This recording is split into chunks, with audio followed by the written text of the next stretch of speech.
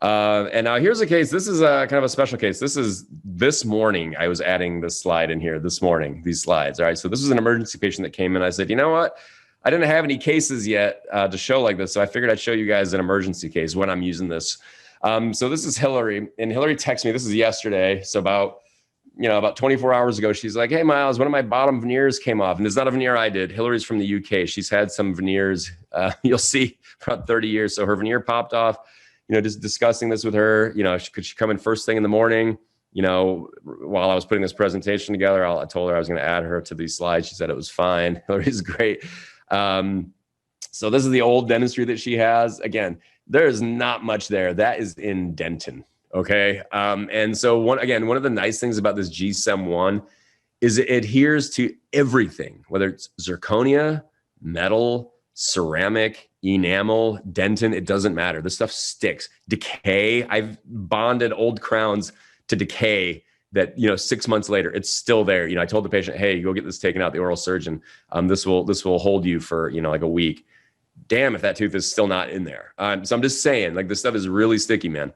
And then I'm just using that adhesive enhancing primer, right? I'm scrubbing that on the tooth. You can see how it's got this like kind of wet, glistening look there. And I just give that a good scrub everywhere that this cement is going to be. Lightly push it all over. I don't put it on the gingiva or on the adjacent teeth. I try to just maintain, again, just where the prep is. Then I blast that dry with air for about 5 seconds so that there's no pooling and so that it's not stuck to everything else.